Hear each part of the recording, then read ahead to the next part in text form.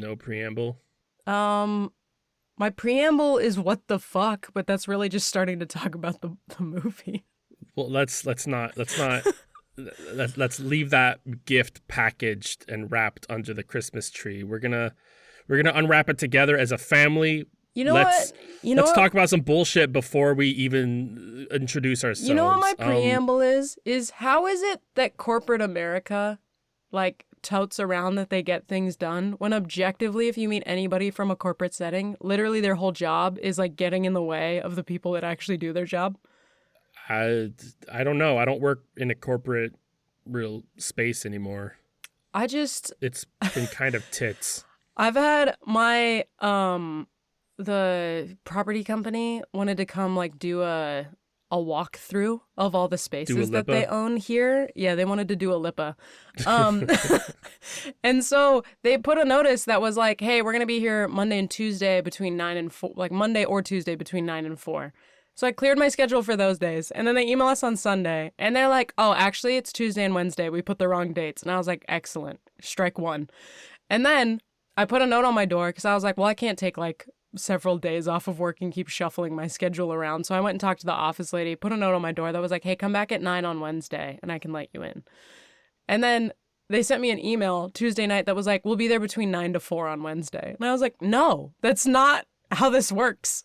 So I walked in this morning and was like, hey, dog, like, unless you want my dog screaming at you the whole time you're in my house, you need to come at 9. And they're like, okay, we'll be there at 10. I was like, good enough, I guess. I'll just be super fucking late to work. I don't have a job to do or like bills to pay or anything. It's fine. Yeah, I don't like that this whole system we got going on in this country, this beautiful country of ours. I don't like how this this huge, system gorgeous country only fucking works 9 to 5 and how we're expected to always be available 9 to 5, but we're also working 9 to 5 too. Yeah. You what know? the fuck? Like, oh, I have a dentist appointment. I guess I'm fucking taking time off work. Like, you can't. Why aren't there graveyard midnight dentists? What the fuck is up? Why not? Yeah. Why does the bank like I can't get to the bank with my work schedule? Yes. It's and that fucking is, ass. The whole thing is rigged against you, and like. I get it. They're just like me. Like, yeah, I work at the bank 9 to 5. I got to take time off to go to the dentist, and it's stupid. This whole system's rigged. And I'm like, yeah, I know, but you're doing it too to me. Stop it. Yes. Yeah. How do we fix this? There's people that don't want to work at 9 a.m. Can they work the night shift, please? Have the bank be open a couple hours after human beings get out of work, for God's sake. Ooh, let's give it a moment of silence. I have to like hold my breath when I do it. I want you to know, you said, let's give it a moment of silence, and my stomach immediately went, whoa. I was like, are you fucking kidding me? Is your stomach the fucking an adult from Charlie Brown? Yeah, wah wah. Wah wah wah. Oh, fuck. That was just such good comedic timing.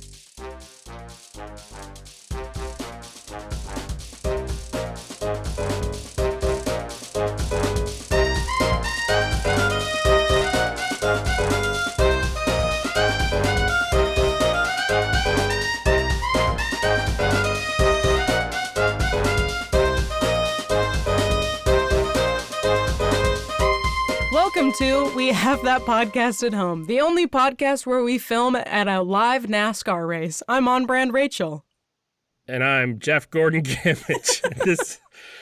And each week we spin a wheel. We haven't spun a wheel in like a month. What is the wheel anymore? But an ancient cobweb. We change our item. podcast. We change our podcast every week, but we also don't because we've just been doing movies for the past month. We're in Halloween, so we're kind of fucking around. You know, a little bit of Halloween Town, a little bit of switches, but we decided to visit the classic. Yeah, classic Troll horror. 2. Not Trolls 2, that's a different thing. Troll 2. You know it. You've seen it somewhere. I know you have. This movie it is a film. It is considered to be the best worst movie ever. And it even has a documentary with the same title that has like the actor who portrayed Josh in the film. He actually does the directing of the documentary about how bad this movie is. But this movie, Rachel, I want you to take note. This movie is what I'm looking for. This is what I'm looking for when I say I want a bad movie. I know. I gave you garbage. I gave you true garbage, and I understand what I did. No, I mean, to be fair, though, those movies were trying to be good. I don't want movies like Velocipaster, where it's like they're trying to be Troll 2. They're not Troll 2. I want the movies that are like, I want to make a good movie, and then and we get Troll 2. This is what I want. Also, not to be confused with the 2025 Netflix movie that comes out this December, Troll 2. This one came out in 1990. This movie, Troll 2, produced under the original title Goblins, but American distributors... Enough, they may have confused some of that later. American distributors marketed it as a sequel to the 1986 horror film Troll. The two movies are completely unrelated in every fucking way. And Troll 2 features goblins, not trolls. Written and directed by Claudio Fragasso, it is also known as the best worst movie, as we talked about. But like the movie was co-written by his wife, who was like angry about all of her friends becoming vegetarians and like okay, sprouting. Thank God you've given me this context, because I was like, I was gonna ask, like, is this a vegan manifesto? And then I was like, no, they have milk. No, it's not vegan milk, because so it's a vegetarian manifesto. Yeah. So, hey Rachel, what do you think the budget is for this movie?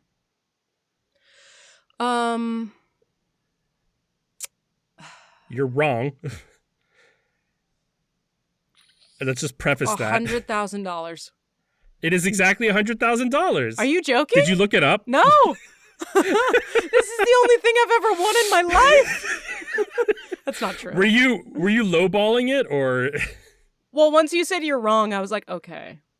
It's got to be like. I was like, it's got to be like a ridiculous number. It's either way too high or fucking nothing. Yeah, which I figured based off of the faces that I saw, fucking nothing was the answer. But it's weird because like I would see a movie like this and like would still see that the budget's in like $20 million and be like, oh, okay, wow. I mean, we've watched films like this where the budget is like insane and you're like, I don't know where it went. I gotta say, getting Troll 2 with just $100,000, that's not terrible. It's not good, but certainly wasn't spent on the acting. I can tell you that. Dude, okay, we'll get into that after we finish this. I wanna get into it first. Yeah. So we start in a very Princess Bride manner where you have like an old man telling a child a story. And my favorite part about these scenes is that the old man he's holding a book, but he is staring off into the distance as if he's haunted while he's telling this tale. About spoilers. Some fucking dude named Peter who's running through the woods with like electric Mario Kart piano ballads playing in the background. It's funny. I wrote down Sega Ridge Racer music. Well, yeah, I was like, this is a banger though. It is like video game music. Damn, this is fucking it's totally good. good. But I was sitting there like, why does this feel familiar? And it's because I would play fucking Mario Kart and this sound would be playing. But yeah, so the dude that he's telling a story about, Peter, falls down, and even though he lands on the back of his head, he's bleeding from the front of his face. He wakes up to a bitch that clearly paints freckles on her face, which I don't know why that's a thing. And honestly, if you do that, leave now. I don't fucking care. I gotta say that like freckles are somewhat common now, but I don't think they were ever done before 1990. So was this the first one? Was this our first attempt at putting freckles on somebody after putting makeup on them? I've never seen somebody do fake freckles before this movie is all I'm saying. I could be wrong, but like freckles are kind of like synonymous with like being a nerd dork freak. Maybe this is the film that like really kicked off the the like makeup trend where girls add freckles to their face when they don't have them. Yeah, maybe. Somebody just like watched this movie vaguely recently and was like, you know what? Those look good. They don't. But someone somewhere thought they did. Nope. Anyway, the freckly bitch gives him mint pudding. They weirdly... Oh, I said pistachio pudding, but yeah. Oh, nice. It just looked like... It is it's green just goop. fucking green and gross. Like, honestly, like, what is it? Pistachio extract, I would expect to make this color, if that makes sense. Yeah.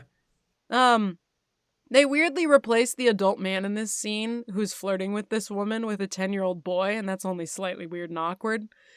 And then the fucking adult man returns and is bleeding, quote, chlorophyll out of the top of his skull. So it's just bright, well, I guess it's kind of a dark green. But anyway, they say that he turns into a man plant and then goblins eat him, which is good because they're getting their veggies, you know? Fun fact for you kids at home, chlorophyll is the bit in plants that makes it green. Yes. Really important, actually, to know that, because if you don't, this episode would have been extremely confusing, and I'm glad Gamage knows you're a dumb bitch, because I assumed you knew. The boy's mom comes in, and she's like, why the fuck are you awake? And he's like, Grandpa Seth is telling me, oh! And we find out he's hallucinating his papa. So Grandpa Seth either, like, faked his death really elaborately and is hiding it from the family, or he's a ghost. Yeah, we don't know how he died, but, like, he doesn't need to scar his grandson, but he decided, like, I'm going to come back from the dead to life. This kid in particular. This is all real. Good night. I also really love that the mom sits down, and again, let me reiterate, the acting in this movie, terrible. The mom sits down and she's like, your grandpa, my father, your sister's grandpa, my husband's father-in-law died. The exposition is otherworldly in this movie. It's so crazy. I had to stop talking about it because I was like... I don't think it can be bothered by exposition in other movies for a while after this. It's like a vaccine. Yeah, no, like anytime I like a film that has exposition, I'm going to be like, I'm just going to like palate cleanse with Troll 2. Yeah. That way I'm not at all invested. But my favorite line, possibly in this whole movie, is where she's talking to him and she says, and I quote, Grandpa Seth has remained in all our hearts, but you must banish him from your mind. I have that as my next note, is banish him from your mind, which is a crazy thing to tell a child. I feel like whoever wrote this film, it was like, you know when you see in like a show somebody come out of a pod and they're like a clone, but they speak perfect English when they come out? Like it's that wrote a film. So obviously a low budget from like some people that may not have known entirely what they're doing, but also they were Italian and spoke like fucking no English. So the actors have gone on record saying like, this line doesn't make sense, and they have to be kind of like walked through how to do it. And they're like, okay, man, you're writing the check, but I gotta say the words. I mean, honestly, if you're paying me enough, I'll say whatever you want, I guess. Well, it can't be more than 100,000. No, it can't. Actually, you know what? There is a bar where if you're not paying me enough, I'll be like, fuck off. No, I'm not doing that. So then we move on to a weird montage of like a late 80s, early 90s music of a girl pumping iron. And that's not explained for a while. We eventually get there, but for a while, no. And then the dad has like the ultimate fucking like middle-class white family dream where he's like, let's go live on a farm like we're peasants from back in the day, which is only he keeps something bringing that up, like, and that's bullshit. Someone who's never experienced like real hardship would say. But then also, he says some crazy shit later. Also, he never does any farming in this movie. No, he not a constantly single time. Dreams about it. He finds a book and he's like, farming. But like, not once is he ever in overalls. He doesn't step a single foot in any fucking field. No. Zero effort. But I did want to focus on how the mother, when she's talking to Joshua, who's the boy, he asks if goblins are real, and she's like, no, goblins aren't real. But she clearly doesn't know what goblins are, because then she goes to Michael, the father, and then he says, Michael, who were the goblins? just love that she, like, is she the most impressionable bitch ever? Because, like... like I had to worry about ghosts before, but now goblins. Yeah, she was like, I was only worried about Grandpa being a ghost, but now I'm hearing about this new mythical being that could fuck me up. That was the mom, horrible actress, some of the best lines in this film. I kept thinking to recognize her, but I your didn't. Mind and Who Are the Goblins are fucking hilarious. It's clear that she was like given a script that like was written in Italian with like fucking English quotations like hand scribbled next to it, and she's like, "All right, man, fucking make sure my check goes out to my name." As long as you put that little scribbly line down here, we're good to go. Her lines are bad. She's acting the shit out of it though. She plays her weird mom role well. Yeah, it's like it's such an odd combination of like, this is fucking terrible, and also you're doing your best. And it's like one of the hardest things to grasp with this film. So then we get some explanation on the gal pumping iron. It's Josh's sister. There's some teenage boys putting a ladder up against her window. The guy comes into her room and he's like, I came over to actually, let me try to, I didn't write the quote down, but he was like, I came to feed my base level urges with a woman, which means something bang. like that. Yeah. And she's like, go do that in the bathroom, like go jerk off. And he release goes, your instinct or some shit. I'm not a homosexual. No. That's not what happens. Yes. She tells him to go jerk off in the bathroom, and he goes, I'm not a homo. No, she hits him in like the crotch, and he's like, "Oh, what are you trying to make me a homo?" I saw that scene differently. That happened. You go back. I'm not gonna go back and check. You're usually right. I don't care. Anyway, he says I'm not a homosexual. Yeah, and then he's like, what's wrong with having friends? And she says, nothing if you want to remain a virgin. Yeah, and it's such a wild fucking conversation because she's like, you bring them everywhere, even to bed, and I'm not into orgies. And you're like, what? There's a constant trope throughout this movie of like, oh, you're always with your friends. You always choose your friends over me. I think this might actually be, in addition to being anti-vegetarian, it's anti-homosexual. Oh, I mean, because like I feel like the undertones here are like you're spending time with your friends and being gay with them. Oh, absolutely. And I think that's totally happening here. Both the being gay and the being not okay with the being gay. All of it's happening. But the dialogue here is really bad. The daughter has not the skill of the mom, but the same level of like shitty lines, and it's clear as day. I think the mom might be the best actor in this movie. Oh, absolutely. It's certainly not fucking sad. Joshua. I don't know. The grandpa's pretty okay, I guess. Joshua's a kid. Yeah. First of all. I know. But he's just the boyfriend. The center of it. So the boyfriend promised he kind of sucks, yeah. The boyfriend, I think his name is Elliot. Yeah, the Elliot doesn't show up. The Elliot. And yeah, Holly is kicking up a fuss, and Joshua doesn't say anything during this, but the mom says, "Stop it, both of you." Also, and the then mom's a fucking crack addict because she's like, "Sing that song I like." To reduce the tension in the car, and it's fucking row your boat. What's that song? It's row your boat. She's an insane person. What? Sing that song I like. Barry Manilow? No. That other one. So you mean? So the boyfriend, Elliot, is actually taking an RV to Nilbog with his friends because they plan to hang out with Bibbs. And then Joshua has a dream where he turns into a tree and his family are goblins. Let's skip past that. So moving on. Joshua sees his grandfather on the side of the road with a sign that says, "Stop them." He gets the car to stop because he says he's sick, and then he jumps out of the car and runs over to talk to grandfather, who turns into a hobo. They arrive in Nilbog, a dilapidated mountain farming town of 26, the dad says. Yeah. And yeah, he does have some weird fucking fixation on LARPing as a farmer, and we never find out why. He's just like, oh man, I work all day at the office. I just wanna break my back in the fields. Send me to the fields, Papa. And they meet the presents. I don't wanna work. I just actually didn't play in the field all day. Sorry. They meet the presents. I had to look up. Is that what they're fucking called? I had to look up the name of the family. You know what? They do say it later. I just didn't. They do? Fucking care enough to write it down. Oh, yeah, I think you're right. Yeah, like I way later, but yes.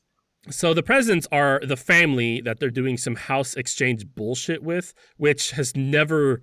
Yeah, I don't think that's a real thing. What like pina colada fucking newspaper ad did the dad find this shit in?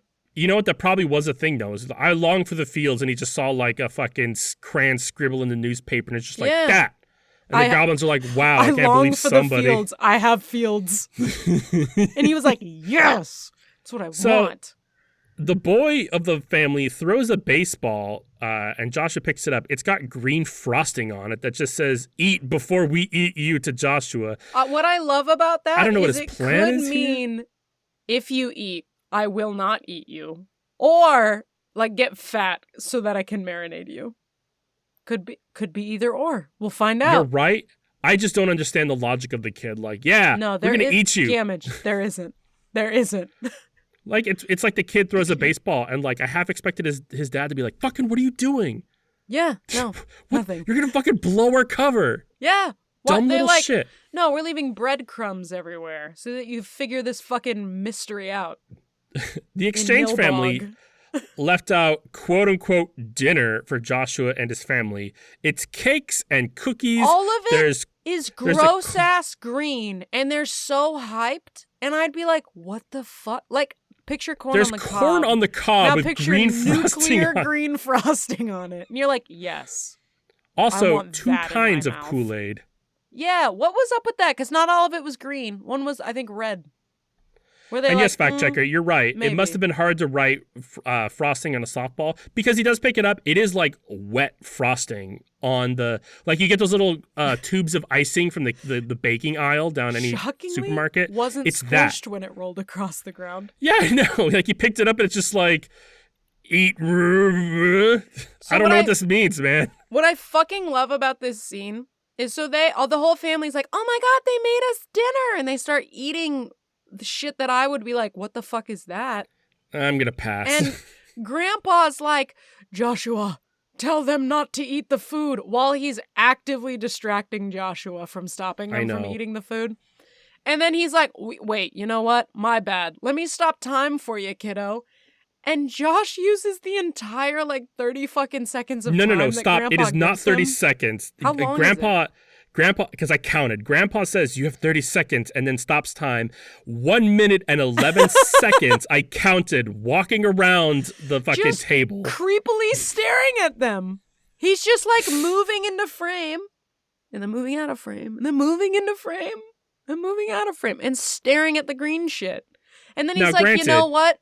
I know how to he's trying to figure this. out. Yeah, he's trying to figure out how to get this food out. Like what can you do to get them to stop eating? I don't know, man. Gamage, what would you have done? How would you have approached this situation? You tell me. I want to know what a human being would have done, because this wasn't. I don't know. Maybe I would have just really quickly 30 seconds. I've already wasted 1 minute and 11 seconds. The universe is cracking before us because I've already destroyed the rules.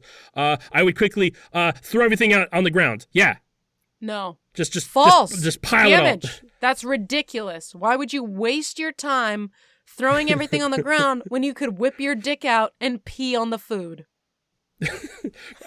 What I like is they cut it. Obviously, they're not going to show a child's fucking dick just whizzing over food. But I kind of wanted to be like, come on, come on. They're not looking at me, but I can see them, and that's. Just a little bit of a shy peer. What I loved is that transitioning from the end of that scene to the next scene, where it's there's time that's skipped a little bit, maybe a minute or two. They're just playing a pouring water sound the whole time. It's for so long, because it's more than just the transition of the scenes, which would have been good. They just keep playing it through the next scene. My favorite. So the kid pees on the table, and then the dad's like, "Fuck Yeah. you, Joshua," and carries him upstairs to punish him. And then he starts like, it looks like he's about to whip his dick out and the pee on the kid. Dude. Yeah, so he's taking him up to his room, and he's like looking at all the names on the rooms, and he's like, you know what this means? You know what this means? This means hospitality. And you can't piss on hospitality. And then he starts like undoing his belt. And I'm like, dude, he's going to pee on him. I was so hyped. He doesn't pee on him. And I was kind of pissed. Or he was going to beat him. One or the other. I'm like, where are we going with this? Well, they didn't go either. They were like... Yeah, he's like, what are you doing? And he's like, I'm tightening my belt so I don't feel hunger pangs. First of all, not how that works. No. And then proceeds to trauma dump on his child and be like, you've never known hunger. I knew hunger as a child. I was starved. I can survive this fucking food strike you're on. And it's like, oh my God. Go to a therapist. Yeah. Therapist told him to go be a farmer out in the woods. Fucking apparently. There's no other explanation. So we go over to what Elliot's doing. Among Elliot's friends is Arnold, who's bored, and he goes outside for smoke and notices a girl running for her life. Chicks, man. He runs and stops her, and she sees goblins. She's running from goblins. He doesn't run and stop her, Gamage. He does what a gentleman would do, and he chases her through the woods and tackles her in a field. Yeah, I mean... Which is what every man should do to a woman. Now that's how you flirt. She's screaming and running. Is she bleeding too? But like she is like screaming and running. She has like Hulk jizz all over her. You definitely don't want to like tackle somebody, but you definitely want to be like, hey, I'm here to help. What's happening? But I don't think that was on his mind. None of that was covered. Giving him way more benefit of the doubt. He's rapey for sure. But he does stop her, and they do see goblins. The goblins in this movie, by the way, are incredible. It is terrible Halloween masks on burlap sack bodies. That's it. And $100,000. Picture like if you were to order like the body of an Ewok costume off of Wish. Like not even that. Not even. Yeah, like it'd probably be a higher quality than this because it would still maybe have like the color modeling of like an Ewok, whereas this is just like. We got you brown onesies. It is a potato sack. Yeah. Oh, fuck. And the masks aren't even like... They're not even consistent. So like bad. some of them are just like weird, bulgy eyes, and other ones have no eyes and just big, weird Muppet teeth. Then they javelin him. Yeah, Arnold thinks they're dwarves and threatens them, and then they just impale him with the javelin. I just love how calm he is. I'm like, did you take acid this morning? And you're like, damn, that shit's really hitting. To be fair, if I were in the woods and I saw a bunch of these people, I would not think they are goblins. I would be like... I wouldn't walk up to them and put my hand on their shoulder and be like, hey, leave this gal alone. The girl grabs him because he's like bleeding from the chest. They take him to what looks like a church, but it's actually a witch's church. den. Yeah. And then a creepy witch greets them. I kept saying Dracula's wife because she's like, hello, I want to have you in my house. Oh, that's right. Her acting is the best. I have to go back. This is Credence Leonore Gielgud from Stonehenge, she says. You know Stonehenge, little city outside of Stonehenge. Yeah. Those little shapes. She brings them fog in a cup and they drink it. The girl has already had some of the green shit, so I guess it hits her. She like hits the threshold and she begins turning into goop. She runs up to the second like a floor. Wet Cabbage Patch doll. Yeah, but like what I hate here is this is nitpicky and pedantic of me, but like I wrote it down and I remember it, so I'm going to talk about it. Is she runs up to the second floor, she's like, and she runs up to the second floor, and Arnold is like, oh no, she's changing. You can't tell from where he's standing what's happening on the second floor. No, also, this is also nitpicky, but I wrote it down, so we're going to talk about it. He goes, there must be a logical reason for this. And then she runs up the stairs and he's like, immediately goes, she's changing. And I'm like, into what, Arnold? What's the logical fucking thing you were going to come up with right at? If this was like 0.2 seconds apart, sir, shut the fuck up. he's paralyzed too.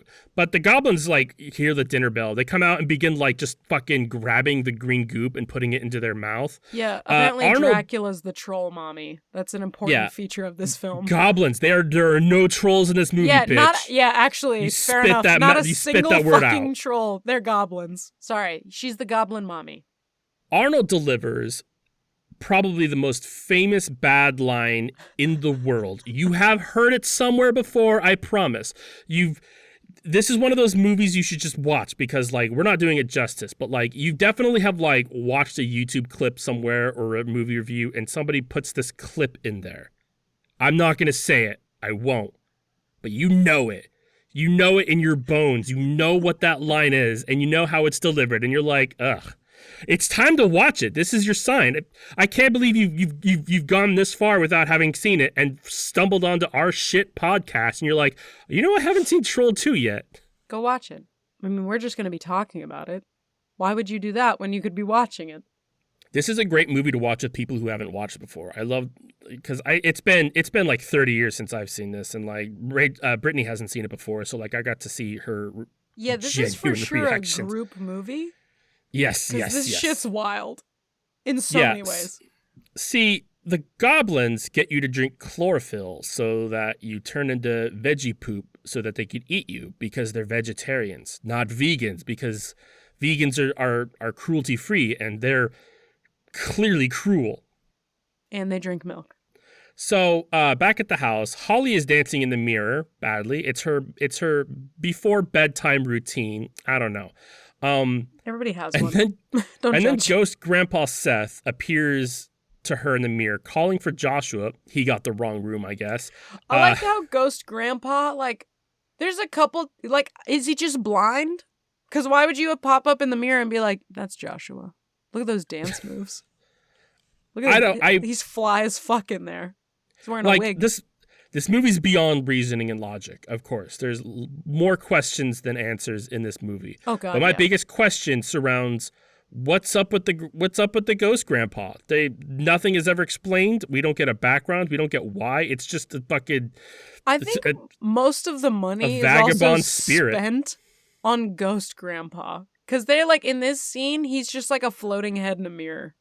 It's like, that had to have taken time. So she certainly sees didn't put it anywhere else. Yeah, Holly sees it and freaks out. Joshua offers to trade rooms. And then Ghost Grandpa says that he needs to learn the layout of the house. So that answers your question, Rachel. I really love during this scene, the Holly's like, oh my God, Grandpa was in the mirror. The dad's like, are you smoking that dope again? Because we're farmers. You can't do that. Just like, dude, did you learn like what wheat was and just made this your whole personality? I also love that Grandpa's reasoning for talking to Joshua, because he's like, why won't you tell the rest of the family? And he's like, because your mother never fucking listens to me. Like, oh my God. Your mother's a Protestant whore. Oh. Speaking of exposition, there's so many layers to this that we get no explanation for at all. And then it'll be the stupid shit, like the kids seeing Ghost Grandpa, that we get 27 lines about. Yeah, I don't know. So there's no food in the house, which, you know, makes me go back to the previous part where they're all excited to see that dinner's already ready for them when they get there. So they didn't bring any food. What were their plans? Yeah. No plans? Okay. None. But there's no food in the house. So Joshua and his dad decided to go to the store. We go over to one of Elliot's friends. I think his name is Brad. I forget. But he goes to the store to get supplies as well because he's jogging there. Just to contextualize this, jogging he's just like, down a country road to get to the grocery store. You can drive the vehicle, the house vehicle that all your friends are in. And he was like, well, no. I mean, there's whole RV parking and renting a lot and shit. It's complicated. They're in a field. They're in nowhere. They're like, where are the bitches at? And I'm like, you're in the fucking woods, dog. What? There's no they're clearly store. looking There's for no bitches. damsels. Yeah, well, they found them and they're in distress. So a cop stops to give Elliot's friend a ride to town, and then just gives him Sheriff some fucking Gene Freak. Did you catch his name? Yes, I did. But remind you that all cops are bad because he's a goblin disguised as a cop and gives him some green sandwich that he just eats. He pulls it out of his pocket, by the way. Nobody I've ever met would be like, "Oh, you got a pocket sandwich, good to go." One of those warm pockets. Hell I love yeah. when the cheese is melted from your crotch heat. Thank you. This is my favorite thing. 98.6. It's just the temperature a sandwich should be. Just not hot enough to be hot and not cold enough to be cold. So the goblins are disguised as people, and they give the kid a big jug of milk and direct him to the witch's house. Yeah, speaking of which, the milk came from the dry shelves of the store. Just so you know, not refrigerated at all. It's just hot, room temperature milk. Yeah, they talk about how there's no meat. They were anti-meat. Here's some milk, though. And, like, depending on who you ask, same thing. It's not, but whatever. No, they also said fuck eggs, which is crazy that they're like, yes, milk. Yeah, we see that Arnold is growing into a tree. Yeah. And My favorite back to part is the fucking Dracula's wife, Stonehenge lady, is just, like, taunting the vegetables. She's, shit-talking people in comas. Like, if she was a nurse, she'd be going up to the, like, you know, the coma vegetable. I mean, like, fuck you, you little bitch. Look at this gay wad. Yeah. Look at this gay tree over here. Joshua and Michael find that the store is closed. Michael sits down to read a vegetables cookbook and then falls asleep. While in, like, Joshua seconds. In seconds. But they like focus. Look, Gamage, he's been doing big farming things, okay? I know. He's tired. But like I like how the camera focuses in on like vegetable cookbook. Like that's supposed to be like it's spooky. Some tell. But Joshua looks in a mirror and notices that the town Nilbog is goblin spelled backwards. And then he's like, I need to go. And then he goes, but we're in Troll 2. What happened? Yeah, and then he skates his way to where? Fucking nowhere, he's Rachel. Like, he just I have to goes... save the day. And he's just skirting through the streets of like a fucking Arizona town because it looks hot and dry. And then Credence, the Goblin Queen, visits the mom and daughter with a cake. Sorry, pudding. She says pudding. It is in the shape of a cake with frosting and everything, but this is pudding. She says creepy shit at the daughter like, delicious looking. I don't know. But Joshua goes to some sermon where the disguised goblins are. I don't know why they decided to hold this. How gross meat is. Yeah, at like fucking noon is when this is happening. He notes that the exchange family are still there. And yeah, the sermons are fucking wild. They're talking about hemorrhoids and shit. Like, I'm not like, oh, like, you know, whatever, dicks and stuff and hemorrhoids. They literally say hemorrhoids. They're talking about how, like, gross meat is. They're like, if you eat bacon, you'll get a hemorrhoid. Oh, Joshua... Peggy, not the hemorrhoids. Poop is there. Joshua gets caught. Literally by his face. Yeah, and they attempt to feed him goblin ice cream, but then the dad is like, wakes up, I guess, and is just like, hey, where's the boy? And I guess I'll just wander around town till I find boy. He just had a GPS tracker on that kid. This is 1990. Ain't nobody got that shit. The dad sees that kid's weird. The dad sees this happening from outside across the street, and he's like, wait a minute, hey, and he runs in and stops them. And then Joshua's just like, look, it's everybody has the clover scars, and the town name is Goblin backwards. And the dad's like, okay, we're gonna go. I had a thought at some point during this scene. I wrote down, who thinks this is scary? It gives more Uncanny Valley.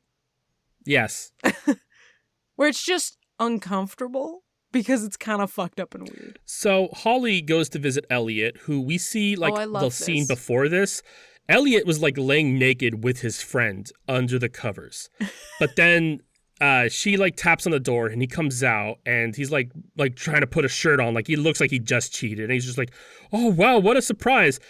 Holly tells him, choose your friends or her, and then hits him. He's like, what? And she just fucking knocks him out. I think Elliot is in a gay relationship with one of his friends. You cannot convince me otherwise. And Holly's a homophobe. Well, I mean, she's just kind of violent, dude. I feel like she was like benching iron in the first scene. She had a weightlifting belt on. You don't need that when you're benching. No, I don't she's think. supposed to I don't look know. cool. I think it's not that Holly's a homophobe. I think that Holly is wanting him to either come out of the closet, which she's fine with, or commit. Just like, shit or get off the pot. One of the two. Is shit or get off the pot a gay thing? You gotta shit or get off the pot and be gay. Yeah, that's it. That's actually, you know how like a lot of quotes get cut off? That's what it is. It's shit or get off the pot and be gay. Yeah. I do love that the next and scene also be gay. with the two of them is like, so like the only other fucking thing that happens between here and there is we see Homeboy with like the milk sweats in the forest because he's drinking hot milk. I don't know. Stupid choices. Doesn't matter. The family then, like, all together shows up at what I can only describe as a Kool-Aid party being hosted by everybody that was attending the sermon. And they clearly took a lot of ecstasy before. Like, the family clearly took a lot of ecstasy before showing up because the mom and the dad are suddenly like, oh my God, hi, boyfriend that daughter just clocked in face. We love you, and you've been part of the family the whole time. And then Joshua goes to call on the ghost grandpa, but it's the witch instead. And then she breaks through the window. Grandpa shows up with an axe and fights her off and cuts her arm off. And then just convinces Joshua to set the house on fire. I mean, there's nothing else you could do here. I mean, like, we've explored all the other avenues. He's like, that's it. House fire's it. That's it, really. I just love that, like, the next scene is they're, like, outside and the preacher is saying some shit and Grandpa's like, I'm going to throw a lightning bolt at his Molotov cocktail in his hand? No. First of all, what is he holding? Stop. You were skipping a big thing, is that Did the I? preacher goblin stops them. He says, back to hell with you. And that's a big thing that we need to talk about. Okay. Why is Grandpa in hell, Rachel? That the goblins believe in hell or that Grandpa's in hell? Because Grandpa says he's not in hell. And then he says, but I can, like, he says some crazy ass line. He's like, okay. I'm First not of all, in hell, but I can borrow this power. And then throws a lightning bolt. By someone, I know someone who was in hell and he taught me this magic. But it's Hitler. I don't believe that. I don't, like, first of all, he knew somebody who was in hell and he was able to learn magic from them. Where did Ghost Grandpa go? I think that's a lie. Grandpa he was clearly in hell. didn't actually die. He sold his soul to be a magician. He's like, I'm a sorcerer now. Fuck you. But Where's my pointy hat? Definitely you're right in the whole goblins believe in hell and heaven. And they're like, we're religious people. I think that goes hand in hand with the vegetarian thing. It's like this like smug, self-important thing. It's just a commentary about how religious people are fucking goblins on the inside. Ooh, yeah, they're goblins. On the outside. They're not having sexual relations with goblins. Rachel misspoke there. When did I say they were fucking goblins? You said that they're fucking goblins. Oh, you know what? Probably. So anyway, yes, the Grandpa does do force lightning. Grandpa's from hell. Because the preacher had the Molotov cocktail in his hands because they were gonna throw it, but then like the preacher's able to grab it with his force magic. I don't know, but he gets set on fire, and a lot of questionable things going on. And the dad comes out to put it out, and it's clearly a goblin corpse. Wait, hold on. You're skipping over an extremely important thing. When the preacher dies, it's one of the most dramatic deaths since Karate Girl. Do you know what I'm talking about? Yeah. No. Karate Girl's like a Turkish film, and it's this scene where this guy gets shot multiple times, and it's just like a 10-minute scene of him being like, ooh, ah, ee, ah, ooh, like for so long. And that's what this guy's like death the Paul Rubens Buffy the Vampire Slayer scene. I don't know. Fact checker, can you look up the Karate Girl death scene? It's pretty fucking famous. I don't know what it's actually called in Turkish, but that's the translation for it. So the other villagers could be like, oh, I don't know what's up with the goblin corpse thing. But instead they're just like, he's one of us. We'll kill you. And then stand there staring as the family escapes into the house. And then the goblins are like, eat these sandwiches or we'll have to kill you tonight. And we don't want that because then we'll have to soak your meat in vinegar all night. Yeah, they're like, we'll have to pickle you if we murder you as people. What? And that's That's vegetarian, I guess. Do you think goblins Ask have any kim- vegetarian. All have- you got to do is just throw your steak in vinegar overnight, and then bam, vegetarian friendly. Boom, it's a vegetable. Do you think goblins know what kimchi is? Like, do you think they've figured that out? I don't think so. They don't seem very multicultural. They know basic No. farm vegetables and also Pretty frosting. much That's all it. I saw was cabbage. That's all they know. That's why I asked. Oh, you know what? It's all carrot cake. I realize it now. Okay, Oh, moving fair on. enough. So The next scene is fucking ape shit. I don't know why it's in there. Credence prays to, I'm not actually sure who, but she turns young because of it. She then goes and visits other friend, Brent, who's the naked one in the RV, with a cob of corn. She seduces him, and they make out through the cob of corn. And it gets so hot that the trailer fills with popcorn. I wrote, he's seduced by corn and boobs. Yeah, Because, I mean, what that the would've fuck is this whole scene? This just, scene, Like, sexually munching a corn cob together. this scene sexually confused me for years. I saw this movie when I was a child. This came out in 1990. Like, how old were you? Because I was like I'm like 11 or 12 and I'm learning what's happening down there? I was 2 years old when this movie came out, but I obviously saw it on TV years later. Yeah. I was like at most 6 or 7 years old. We had HBO, and I was given free reign of the TV whenever.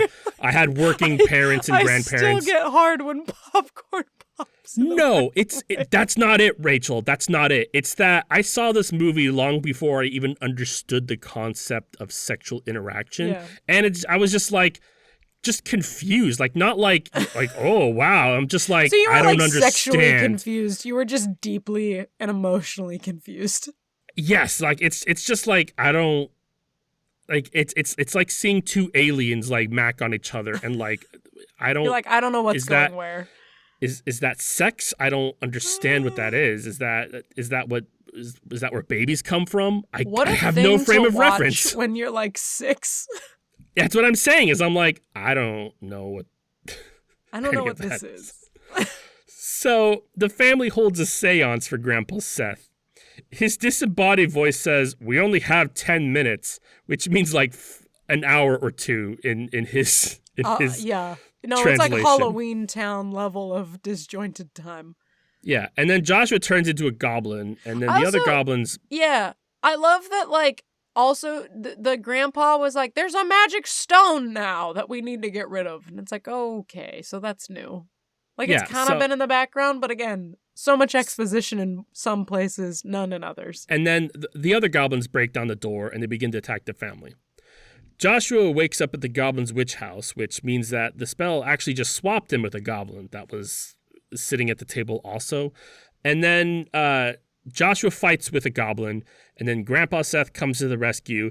He gives him a Chekhov's Deus Ex Machina backpack, saying, "You can only take out the items when you need them." Yeah, the douche Nonsense. caveat. Before they touch the Stonehenge stone. So Credence is all old and witch-like again. After her I don't know what lady she's- popcorn. I don't know what she spent her powers Experience. on. She used all of her youth doing a weird popcorn sex thing. Yeah, maybe that's like her kink, and she's like, once a year I get this. But no, she Once a year. oh, my hand is missing. I need to turn young to turn the tides. Aha, there we go. Let me go fuck And then- corn for a while. Oh, She what a too choice. is really into farming. So the goblins have the family cornered, but then they say, "Our queen is calling us," and literally pop away. Yo, what the fuck was that? It was wild. They're like, hold on, my mom's calling me home. I have to go. So my favorite bit, one of my favorite bits. There's so many in this movie to count. Ghost Grandpa vanishes forever, and then After being like, Credence, touch it together. and then Credence and the goblins grab Joshua and take him away. Ooh, Credence give and the him Goblins would be a good band name. Credence and the goblins. That probably already That'd be exists. sick as fuck though, right? They give him some find it. pistachio pudding, and then they're like, "Eat the pudding!" And then he reaches into his Chekhov's Deus Ex Machina backpack and pulls out what he says, a double-decker bologna sandwich. It is a whole-ass pack of bologna times 2 between 2 pieces of bread. It is more bologna than I've ever seen in my life. And He I goes love into a sodium shock after that this. He's having a Credence stroke. is response is actually completely appropriate to the sandwich this kid just pulled out, where she goes, think about the cholesterol, think about the toxins, because it's not like a ham sandwich or like a turkey sandwich, it's bologna. That's like, Yeah. it's just shaved hot dogs, basically. Like, it's the worst thing for you. Yeah. It's nothing, no part of that is a real animal. But also all of the lines, like all the lines here where she's just like, what is it gonna do to your red blood cells? It's like, that is what the writer who wrote those lines was being told by her vegetarian friends that she was sick of. For sure. She's like, fucking, I'm gonna write a movie about this dumb shit you're saying. Do you think all of her Think friends about your watched blood. this and were like, oh, Sharon does not like us? We can't be friends anymore, not because of your opinions, but like, have you seen the movie? It's really bad. So they go through like their vegetarian agenda, and then the whole family shows up, and Josh is like, put your hands on the stone. And I really wanted at this point the ending of this film to be just like the family getting steaks at Denny's. Like, just cut to a Denny's commercial and I would be so jazzed. It would have been such a good ending. That would have been a really good ending, Rachel. It would have been incredible. They touch the stone after he eats the bologna sandwich. They use the power of good, and then the goblins melt from the inside out. So then they go home, and then they're all kind of shell-shocked. The dad's like, I want to go into work. The boyfriend, Elliot's like, I want to go home. And then Holly's like, I want to go also there and not here. So Joshua and the mom stay home. There's some apples in the fridge that mom eats immediately. Who puts apples in the fridge? But Joshua I put apples in the fridge, but I don't put the quantity that this bitch put in there. Okay, that's like the only thing too. in there is like 15 apples. Yeah, okay. Fair.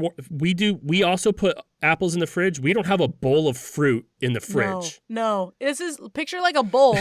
Now put 15 apples in that bowl. Now picture it in your fridge. That takes up so much space. But it's fine. There's nothing else in there. That is what we're working for. That is what we're working with. So she takes it out, and then she's like, I'm going to go shower.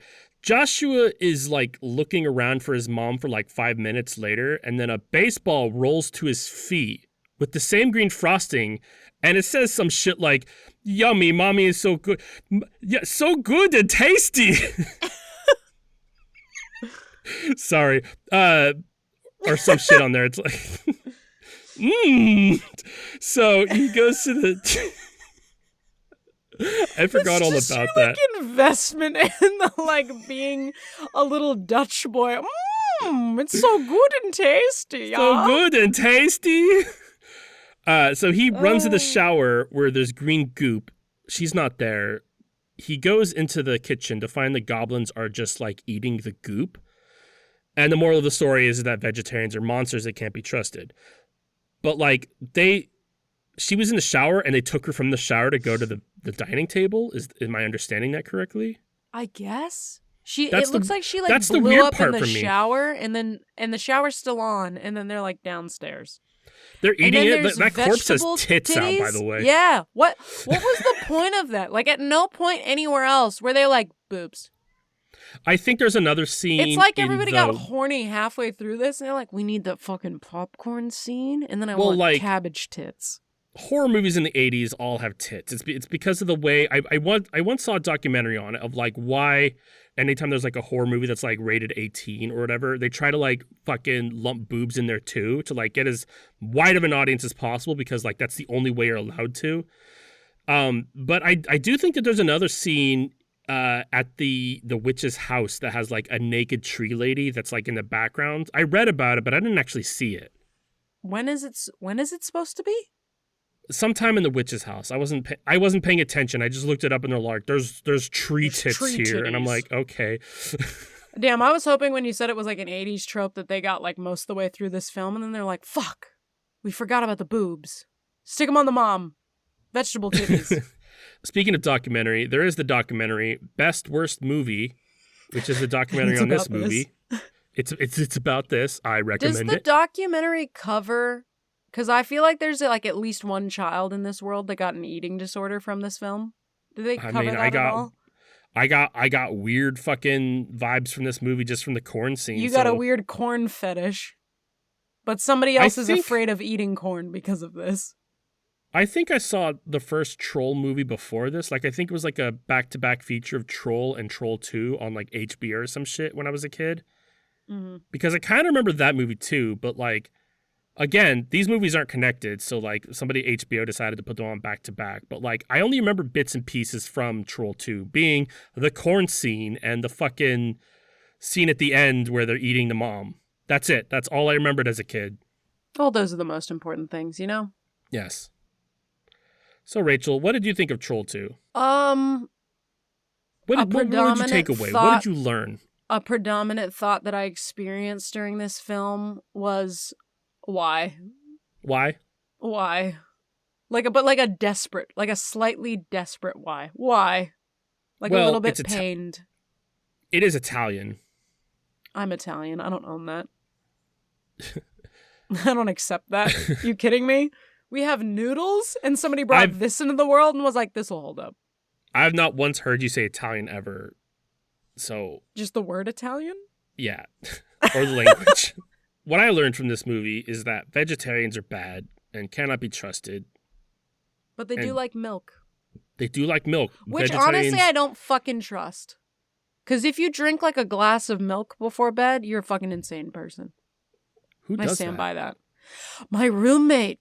Milk has calories. You cannot have calories like 3 hours before you go to bed or you're fucking in for a bad time. Also, just like housing like whole milk in the middle of the night is a fucking crazy activity. I don't like milk normally. I like milk in. I like milk. You know, it's funny is that I was editing the episode where we talked about why I don't like Foster's Home for Imaginary Friends, and you said like the line of like, there's only one line I remember from that, it was the hot in Topeka, and I honestly thought this bitch is gonna quote cheese, and I'm gonna hate her, and I'm gonna find a different host. No, I knew what you didn't want. And I knew what I wanted to talk about. And so you decided to sit on it for fucking 4 episodes. Yeah. And then round into I like chocolate milk. I hate cheese. I hate cheese so much. There's nothing.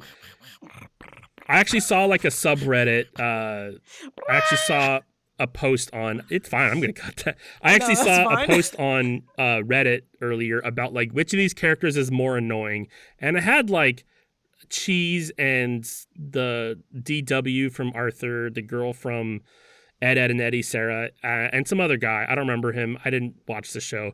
But they're like, who's the most annoying? And everybody's just like, well, that's a girl. She's young and being stupid. Cheese is designed. He's created specifically to grind your fucking gears. To be the most annoying thing ever. Yeah. And the fact that he exists proves that God has taken his eyes from our world. he looks away. Not even he looks away. I feel like Cheese proves that God has turned against humanity, and he's like, fuck it, you can all burn. Jesus wept, the devil laughed, Atlas shrugged, Cloud Atlas, I don't know. I feel like Cheese is up there with Caillou. You ever seen that kid's show? Yes, but that show teaches kids to be little bitch-ass pieces of shit. Yeah, nobody likes Caillou. Everybody's on the same page with Caillou. Not a single parent out there is just like, nothing wrong with Caillou. I let my kid watch that all the time. No, they're all secretly like, no, Caillou. That show got canceled. Sorry, buddy. Can't put that on anymore. God. Gamage, what have you been listening to this week? Bitch, shut the fuck up. Was my pick for music last week, actually. This week... I was waiting. This week, I've stumbled onto something new. I stumbled onto a Swedish Afro grunge band called Boko Ute. 2 words spelled Bokoyout. I discovered the song Gusto, and I was like listening to it because the YouTube video had a weird blue man, and I'm like, huh. And I listened to it, and I'm like, whoa. I love the reason you're like, the YouTube video had a weird blue man, and I had a weird blue man. I didn't understand it at all. What is the blue man doing? Knows that all you need to click on something is a weird blue man. So the album that just came out this year is called Gusto. It's a good album. 13 songs, 36 minutes. I have it right here in front of me. Gusto is the song that I discovered, so like that's the one I'd recommend listening to first. But the whole album is good. It's very Afro grunge is the description, and it kind of nails it. It's very punky in some ways, and like it's got like really interesting vibes in others. I also recommend the song Enemy, but then I also recommend the song before that, Shadow Work, as like a one pack kind of thing. It's one of those songs that transitions into another. You know them, you love them, so that one also. And the last song, Gimme Love, is also like a really good song. But it's an album that you just gusto, pull it up, press play, and just let it go. You know how that is. It's Rachel, I think you'll like this one a lot. Okay. Hell yeah. This isn't just for the audience listener. So good, tasty.